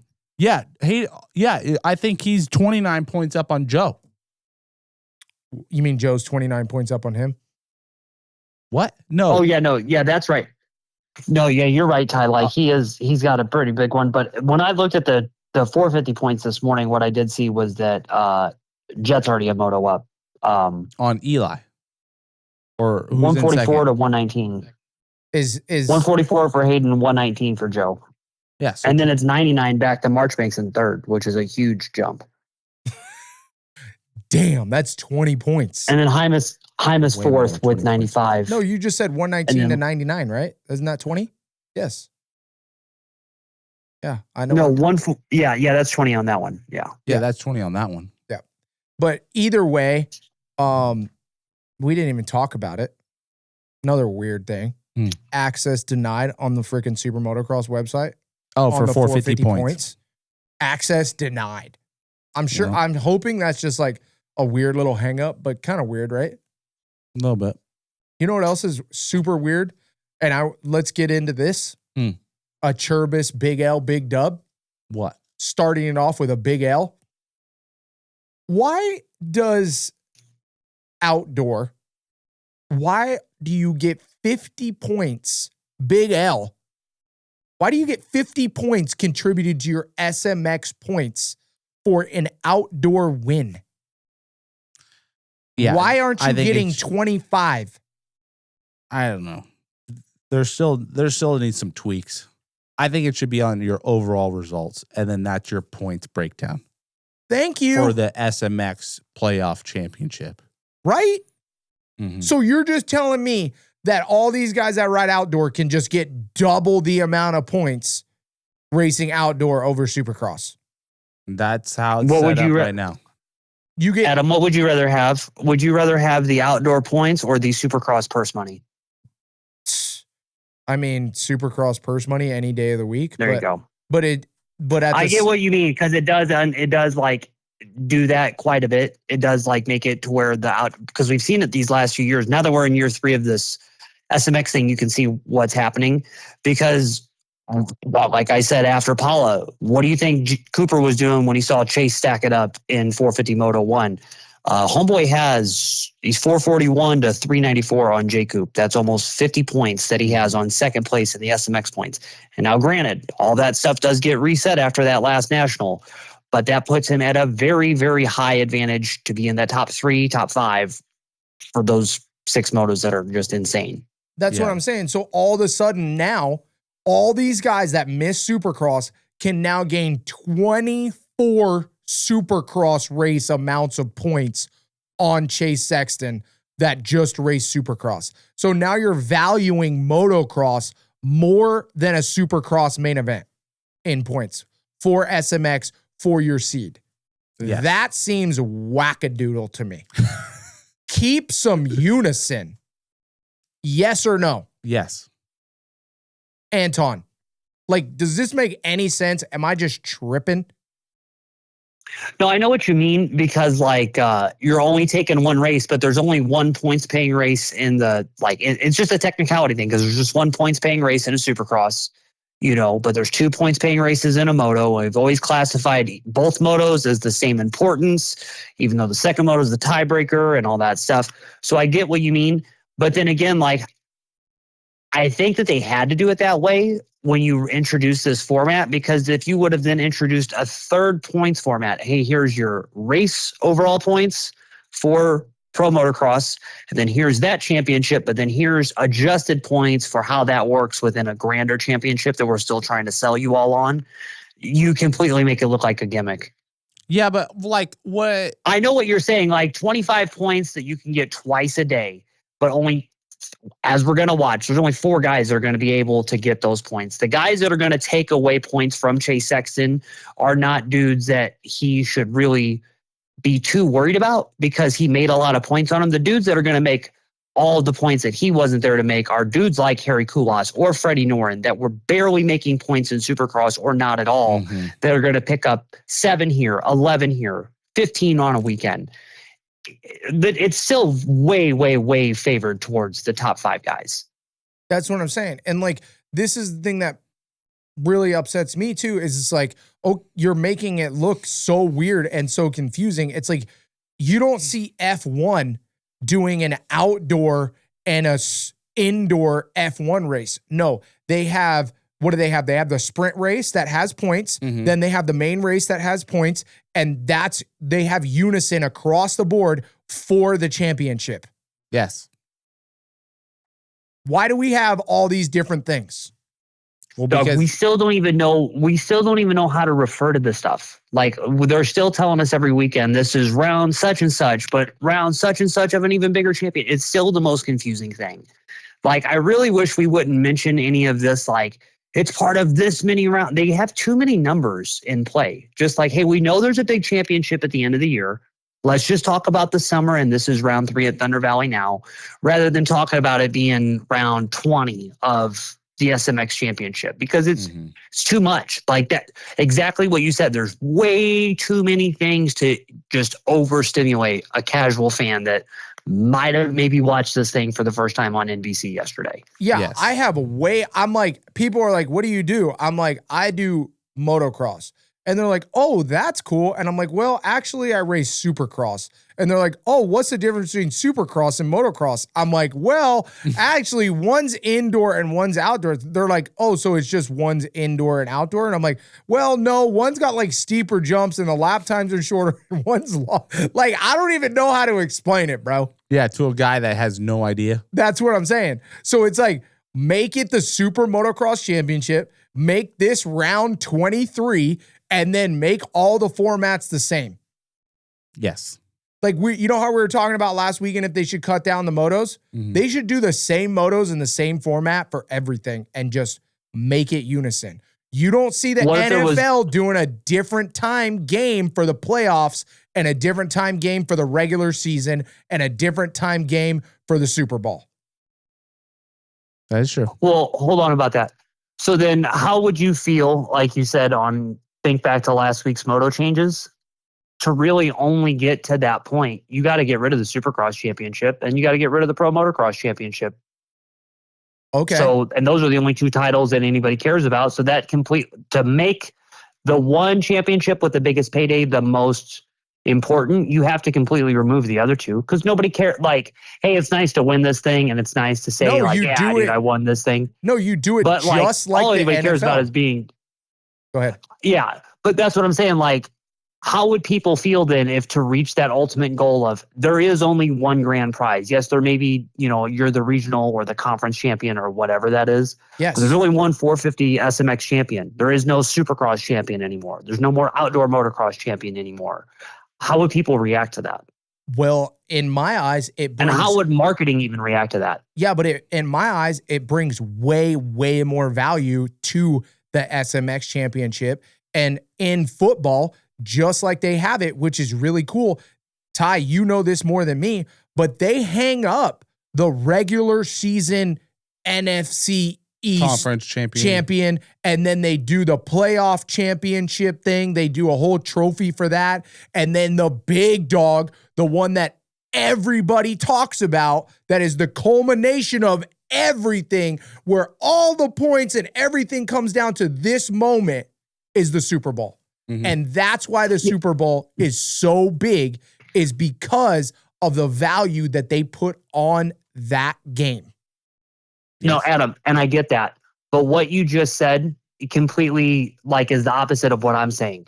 If the Super Bowl and the Super Motocross Championship are the only thing that matters, fuck your regional title, fuck your Supercross. None of that shit matters. If it does not matter what you did in those stadiums for that part of the year, we don't care that you won your conference or this, and this. If one thing is the only thing that matters, there is no Supercross champion anymore. That's great. You did that for 17 races, but that was only to get you good for these 3 that everything rely on.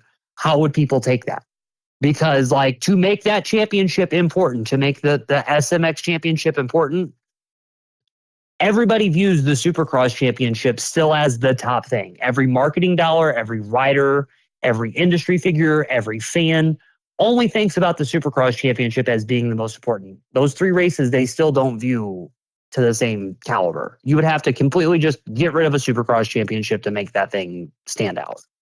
Well, I mean, I disagree with you a little bit because you're... No, I don't think that that's the right way either. Yeah, I mean, I disagree with you in the value of the SMX championship being different if you just make them all rounds, and obviously over time, you are going to eventually value it more, is the SMX championship, because I think our generation knows Supercross as the pinnacle because that's how it's always been. But it's definitely changing in a lot of people's eyes because the value, the money, and what goes on to be the SMX championship, the SMX champion, and how you have a different number than everybody else, and it's a different color, and the way that they're marketing it, I think they're doing a good job. But I do agree that Supercross and Motocross have to be set up differently and more in unison to what the SMX thing is, and build it all up to that SMX title to make it have that value that it should have. Because there's a reason why these sports have made championship finales and Super Bowls and all that stuff, is because it works and it brings the value and it brings the viewership to what's going on. Because that moment in time is going to bring the best of the best. Why do you watch the NBA playoffs and you don't watch the regular season? Because you know those guys are going to bring their best. Why do you watch the MLB championship? Because you know they're going to bring the best. I don't watch 132 games of baseball, but I watch the last championship fight for what they're going to bring down, right? Yeah. But I think you guys are going way off on a tangent right here. I was just trying to figure out, why can't we just do combined moto scores and then there's your points breakdown? Because then, like, I'm looking at the results right now. Like, I think that's why we have somebody in 23rd right now with a 40-18 who beat a guy that's 24-23. Because the reason is because he got 18th because he got, 3 points doing that 18th. And it's like, if that guy, if it was overall and didn't go by how many points he made and just the average score of your two moto scores, that person would have finished in front of him. Yep. Go ahead, Anton.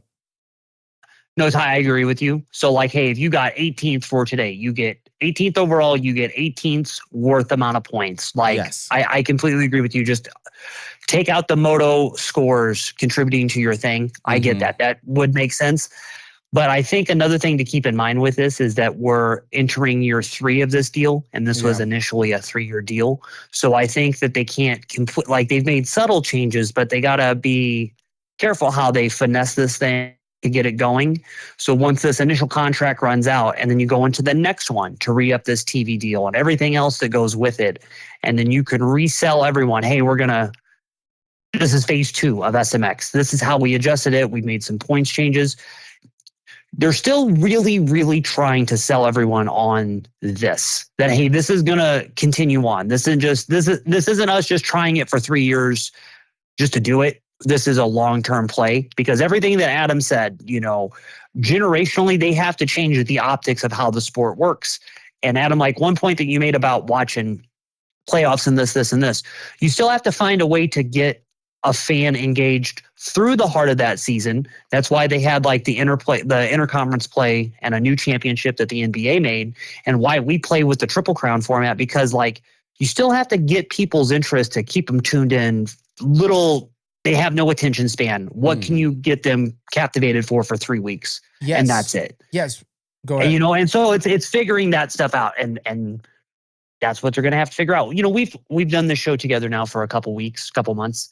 And we've definitely addressed and talked about how the powers that be from Feld, from MX Sports, from the AMA are steering the ship in a certain direction. And it's only been at 2.5 years at this point. So it takes a lot longer to get it going in the way that they want. And we've talked about it over and over and over. We can see that the thing is going the way that they want it to over time. Yeah.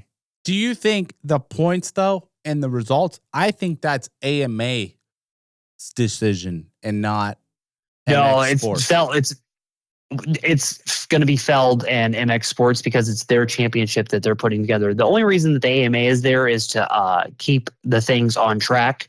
If Feld told them like, hey, we want first place to get 100 points and we want 10th place to get 1 point, that's what it would be. Yes. But this is kind of like, because I thought about this a lot, and I planned out to bring up this this subject. But the more I thought about it, the more unprofessional and shit showy it looks to have different things. Like if you were to turn on, and I'm keep bringing up NBA and NFL, but if you were to turn on an NFL game mid-season and they're doing a whole different format and the scoring was different, and you're just a normal, regular person, you're like, what is going on? What's the deal with this? Am I watching a game of any value? What's happening? The more other shit you put in makes it look like you don't know what you're talking about, or you don't know what you're doing. You're just throwing shit at it. NBA, it doesn't matter if it's preseason, postseason, whatever it is. It's the same format, the same way you get points, the same thing. Everybody knows. If you're turning on a Supercross race and you're seeing a heat and then an LCQ, and then a main event, and then you go turn on a motocross race, and all of a sudden there's double the guys, and it's a 2-moto format at 30 minutes, and then you go to SMX, and it's a totally different format, right? Mm-hmm. It's hard to keep track of what's going on, and if you want everybody to get along and hop on board, to keep it the same, keep it unison, and keep it one format across the board, if you want a complete SMX championship, is the way you have to do it to look the most professional. If you look at F1, F1 would never throw a different type of format, race time, race laps, race points at a different race to figure it out. Like a European championship and then an Asian championship with like Japan and Thailand and Australia. Like there's too many little things that get you confused as just a casual fan. Yeah, I get that, Adam. You know what I mean? Like it looks more professional and it looks more official to keep everything the exact same. And to your point, Anton, maybe that's a direction they're going and they're all thinking that, but it just takes some time to evolve. But the fans need to know, like, dude, I got Andy Greider, okay? Super, super well-known rider back in the day, bad mofo. You know, he DM'd me and said they should bring it back to 45-minute motos. Mm-hmm. You know, and then you got guys saying, oh, we shouldn't. Everybody needs to man up and they just need to keep it at 30-minute motos. And then they're like, oh, no, it should be 20-minute motos. No, you're a puss. You shouldn't race 20-minute motos. It's like, dude, at some point, all these old school guys and the new school guys, we have to come to a conclusion to get it all one. And I know you said last week that it's lame that you're doing the Supercross format. Well, then Supercross needs to change the form. Everybody needs to be on the same thing. I'm going way off on tangent. Bottom line, everybody at some point, motocross, Supercross, and SMX all need to be the same format. Yes or no? No. Okay. Mike, what do you think? I think look, what we started the show with last week, talking about how changing the optics of the sport to get it into this nice little consumer package bubble to sell it to the masses. How you going to get the people that did go to the hillside in Colorado yesterday that have been watching this shit for 25 years on board with that and not completely make them mad? You know, because you guys watch traditional sports too. If they stop, you know, hey, we don't do this kind of punt return anymore. You're not allowed to do this kind of contact. How many people actually do stop watching the sport? Because like, yo, you took what I've watched forever out of it. Yeah, but I could see that. Guys, you got. But we do the Triple Crown format 3 rounds in the Supercross, which is completely different from our original format. I know. Yeah, no, and I agree with that. And they've stuck around because people like it. They've done stuff like semis too. And they've done stuff like semis and then they take them out and they put them back and take them out and all of that. So I think that rather than just make overwhelming, massive changes that would just completely upset the apple cart, exactly what you guys have spoken on of, if you got 15th place in a 450 Supercross main event, it pays you with this many points. If you got 15th overall at a 450 Motocross Outdoor, it pays the same amount of points just to streamline the Super Motocross Championship. It can't be points by points basis per your outdoor finish all summer because it just gets wacky. Yeah. That's where you got to start. Cool. There's got to be overall results in outdoor. Yep. First way you got to start, you got to get the same points for everything. The overall, you get 25. You don't get 50. You don't get double. No, yeah. On your day of racing, there's got to be overall, and that's what you get. Towards the SMX championship, at least. Yes. We gotta actually, and this just shows how new into this we are. All three of us live, eat, breathe this all day, every day. We forgot that they changed the points last year to 26 points because Supercross went to 26 points. So then the Pro Motocross thing got adjusted to where then their whole point structure got changed for the first time and it sucked. So then they swapped everything back to 25 points just to be uniform across the board. Like they have tried some shit, but it doesn't work sometimes. And then they immediately have to go back. But like, I'm completely with you. Who is sitting in these rooms, like hashing this stuff out to the same way of like, if you have a problem solver, who you put the equation on the board, who's putting all the holes in, like, well, that's not going to work. That's not going to work. We have to think about this variable. Yeah, but when this person's not going to be happy. But like, we can all agree, we like tighter championships, right? Yes. As far as optics go, like Deegan's already a moto ahead, and the third place guy's almost a whole race behind, and then Jett is like almost a whole moto behind. Like, we're cutting down the max amount of points in half. So essentially, the championship is going to look tighter. It does look tighter. I don't know if it's actually any tighter, but it does look tighter. It does look tighter, though. Yep. Where it's like, oh, fucking Tomac's only 10 points back. Yeah. It's a lot harder to make up those 10 points, but at least it doesn't look like he's 30 points back. Yeah. Yep. When we were in the final rounds of Supercross, something that I really wanted to sit down and have the time for, as we were kind of going through, Chase has to score this many points. This many races has to win out. In the current point structure that we have, I wanted to run the numbers to see, like, well, what if you change it to F1? Because although there are 22 racers in F1, just like there is in Supercross, only the top 10 get points. And it's on a very wild curve of how they get them. And if you award points that way, does it make the championship look crazier? If you don't get rewarded at all for getting 12th place in a 450 main event, what does that do for your momentum or your morale? Do you work even harder to get a top 10? Does it make a top 10 even more valuable?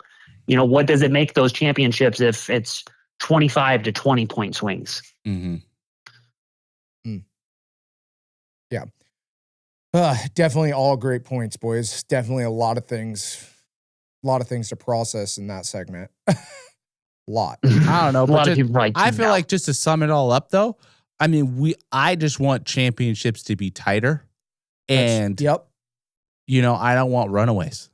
And I want it to be able to make sense. Why do I, the guy that's been in this and done this sport for how many years now, right? Mm-hmm. Like, how long have we been in it? Since we were 4? Yes. I'm still trying to figure out how to add up points and why you get 50 for this and 25 for that and this series and that. And I've been in it for this long. Mm-hmm. Imagine what the person that is not in the sport and just a viewer is trying to figure out. And they look at the SMX points and are like, oh, why does Jett get 50 on last weekend? And then, you know, Cooper Webb only got 25 back in January.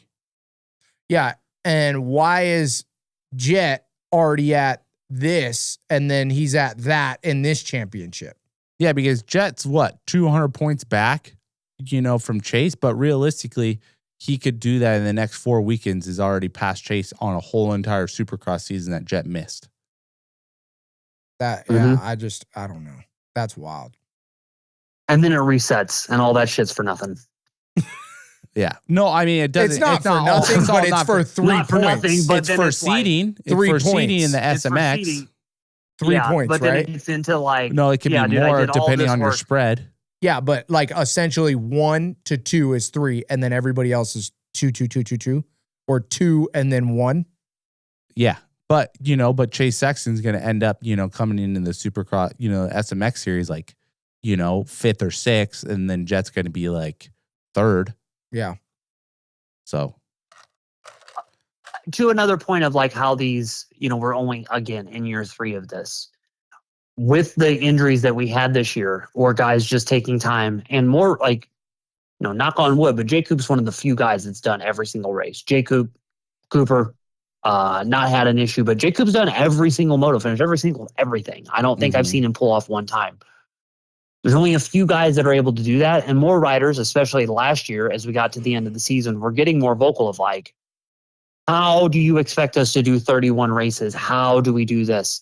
And then you see that play out in the championship too. That's just another variable of like, you have to figure out a way to be consistent over that whole thing. And how does it reward you, or how does it hurt you when you get hot, when you save a little bit for later in the summer or those 3 races? Like, I think everybody's still trying to figure out the long-term logistics of this while still attacking every single Saturday of, I got to win right now. Yeah, it's a lot. It's a lot of adjustment for sure. And we don't have it perfect. Mm-hmm. But yeah, let's move on. That was second half of that segment was brought to you by California Coast Plumbing, but let's finish out the show with X Brand. Does the zebra keep his stripes? Who are we going with? Well, I got one of mine. Tell me. I'm going to pick Levi Kitchen. What's up, dog? We are, year 4? I just don't know why Levi Kitchen is so up and down. Yeah. You know, like, how can you be, and like some of the 250 guys is like, in my experience through racing, when I got to a position, very rarely did I fade 10 spots back from that position. You know, I was like there every weekend, and I was like, now I have the confidence to be right here almost every weekend. Yeah. You know, why is Levi, what isn't going on in the background with Levi that he's 8 and then 3? Yeah. Or then 3, and then the weekend prior, you know, way off. You know, not even in the championship. With like the bike issue and stuff like that. But like, yeah, but we're talking 30-minute motos. Yeah, this should be ironed out where, you know, we're only fluctuating 1 or 2 spots, not 5. Or even 3 spots. I'll even take 3 spots. A 3 and a 6 is somewhat okay. But those extra 2 is a lot. Is a lot. It's like a lot. And too, it's repeating the same thing that we've seen in the past with him as well. Like, when are we going to figure this out where we can just start clicking some motos together? And I know he's going to be just even more frustrated than us with his performance. But, dude, this is like, you're not going to be able to win championships like that. And he knows that. And Mitch Payton knows that. Yeah, I mean, but I've said this before too. It's like, it's getting to the point in super motocross and supercross that there's only one guy that can win the championship. You know, and it's just like, it's getting hard. Supercross and motocross is getting very difficult with the level of competition. When has it been easy? Yes, it's never been easy, but, you know, you can argue back in the day when Jeremy McGrath changed everything, there wasn't as much competition as heavy as it is nowadays. I mean, list the names: Chance Hymas, Hayden Deegan, Levi Kitchen, Garrett Marchbanks, Tom Vial, Joe Shimoda, Casey Cochran, Dylan Schwartz, Mikel Harrop, Ty Masterpool, Max Boland, Jordan Smith, Drew Adams, Michael Moseman. I mean, Ryder DeFrancisco, Julian Beaumer back there, Austin Faulkner, Nate Thrasher. I mean, dude, all the way back there, those are guys, a lot of those guys have won before. Yes. I mean, Ty Masterpool, what did he get? 4.5 last year on a 450? No. At Colorado? What? Or was it 2 years ago? That was a while ago, bro. It wasn't that long ago. But either way. Like 2 years ago. Yeah, 2 years ago. Either way, you know, you're talking about any of these guys, if they get a good start, are able to make a push to get up to that podium spot. Mm-hmm. So in Levi Kitchen's eyes, he obviously doesn't have the starts and he doesn't have the sprint speed and aggressiveness to be there every single weekend. So how do you change that? What do you do? Do you train harder? Do you need the bike to be better? Is it mental? I mean, the dude's got a coach for everything now. Yes, that's where you just have to line up the gate and try to get in the right headspace every single time. Do you think it's just headspace? Do you think that's the biggest I think it's thing? more, I think with him, because it's happening year after year, yes, I think it's more mental than anything. Mike, from the outside looking in and your perspective on Levi Kitchen and why he goes 3 or 8-3 and then does what he does at Paula and all this other stuff. From an outsider looking in, what would you say that Levi has to fix?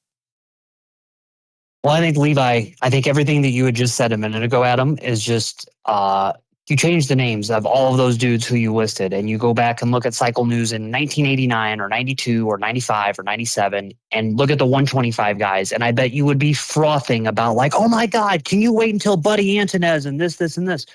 He's just part of the generation, and he has to figure out, like, he is part of our generation's what's he going to do? And is he going to become an all-time great, or is he going to have to get a real job after this is over when his career is done in 10 years? Because that's what the whole point of the 125 and the 250 class is to separate the wheat from the chaff. And are you going to make it or are you not?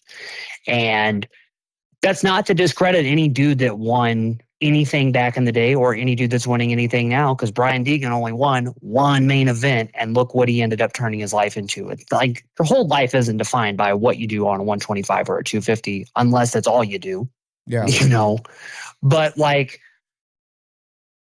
Levi has got to figure out exactly what you said. What's going to make him break apart from just being another name in that pack? And I think it's a mental thing. Like, he's admitted it. He's not ever hit it. When he went to Washougal last year and that was his home race, and he went to PIR on Thursday and all of that stuff, he admitted it overwhelmed him, and he devoted too much time to being with everyone and not focusing on the race itself. And then he got a little worked up. And then this year, he's had all these issues of being sick in Supercross, having to pull out of Anaheim 1, coming back for East Coast, getting hurt at Daytona, all of it, It's just like what we said for a chance last week. You need to do the reps. You got to do it over and over and over again to prove like, hey, I did it once. Now I can do it again. And now I can do it again. And that's probably in the 250 class. And you can see the points like we listed last week for overall finishes. Yeah. How many dudes are able to do 2 motos back to back? And it looks like only about 3 or 4 of them can do it. Honestly, right now. Honestly, it's not even really the 2 motos. For me, in the 250 class, it's who can do 2 motos and then bring it to the next moto the next weekend. That's been the question mark. It's at Colorado, can you go 1-1 chance? And now at High Point, can you come out and still get on the podium the next weekend? Bro, it's basically it's whoever can beat Deegan. Right now, to be honest, I don't even care if you beat Deegan, because Deegan is such a bad motherfucker. I just need you to be on the podium every week, consistently on the podium, consistently in the 250 class. If you can do just that, I know I said just that, but if you can do that, that's going to separate you from everybody else. Because look at the guy that we thought was the breakout guy, right? Or in my eyes, Julian Beaumer, 16-15, just because supposedly he doesn't like this style track. Well, I mean, he's in a world of hurt right now if he doesn't like that style of track. High Point's going to be just as bad. That's the 250 class, though. And that's the difference between the guy that will be able to step up to the 450 and have a full-time career with the $1 million contract and the guy who's not going to get it. Well, yeah, but that's where the 250 is the proving grounds where you have time to work on yourself and to improve. And that's why there's so much parity in the 250 class. Okay, perfect. Let's go back and finish the show off with Levi Kitchen. Does he keep his stripes? If you could go back in your career and be on a 250 and be in Levi Kitchen's shoes with all the experience that you have as a racer, what is the main thing that you are going to focus on to make sure that you can get that separation and be on the podium to have those new stripes to be the next 250 guy like Deegan? What are you going to work on? What is the one thing you would pick? One thing there's a few things, because it's not as simple as that, but you have to stick to your program during the week so you feel prepared. So you're putting the amount of work in so you feel like you're a winner going in the weekend before you get there, and making sure your starts are on point before you get there. Because if Levi ain't getting off the gate, he ain't, you're not passing all those people. Yeah. There's just too much competition, and he knows that. And Ty, honestly, bro, I really think you brought up something that is close to home to everybody that people don't even realize that you might have even said just now, and how important that is. But in all my racing career, the times that I truly started to advance is when I thought in my in my like deep down with no doubt that I did what it took to be the better guy. I put in every lap. I didn't go, oh, you know, I'm tired today, I might crash, so I'm going to hang it up a few laps early. Or I did every single 60-mile ride. I didn't miss a single thing. I ate perfectly, where it was like every single part of my day and everything I did, I had zero doubt in my mind that I should be at that next level. Mm-hmm. And I think that's the key, is that right now, Levi Kitchen needs to do anything that is the slightest doubt in the back of his mind that he has a doubt about, and remove that by putting in the extra effort. If it's more testing on the bike, if it's more working out, if it's he needs to get stronger, if he needs to do faster lap times, whatever that is in his program that will take 100% of the doubt away, he's going to have to do it. Mm-hmm. Cool. Is that it? Yeah. You good, Mike? I'm good. I would say we'll save this for 2 weeks from now, maybe, or going into Southwick, maybe Redbud. But Motocross the Nation's 250 team pick might get interesting.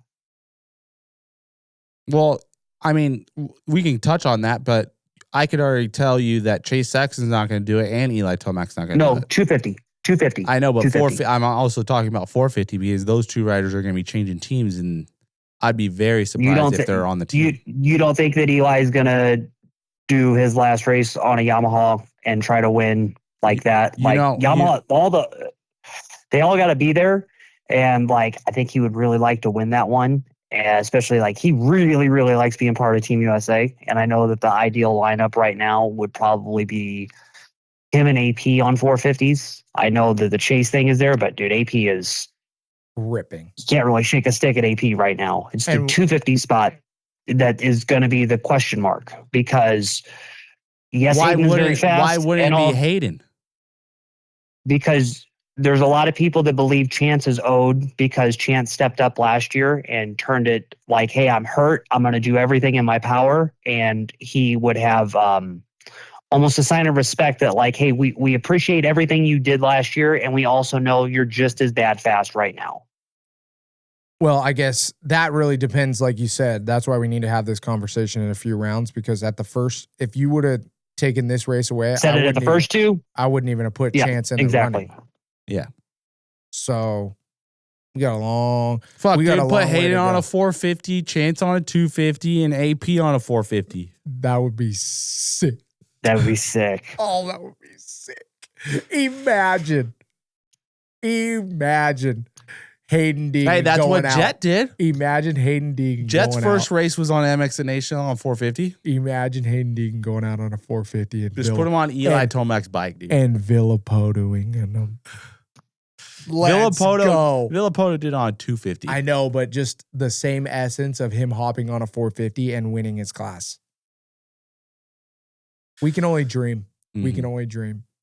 We're setting the scene right now. We're putting it into the universe. I love it. All right, boys. Well, thank everybody for listening. This is season 2 of Track Talkers, round 3 of Outdoors. Mm-hmm. Gotta love it. If you haven't, subscribe. Tell your mom, tell your friends, tell your aunt, tell your uncle. Tell them all. Yeah, tell them all. Thanks for coming up to us at the races and shouting us out. Track Talkers, you guys are the best. Keep commenting and all that nonsense. We appreciate you guys listening. We wouldn't have a show without you guys. Till next week, High Point. It's going to be a good one. One of my favorite tracks to watch. Peace.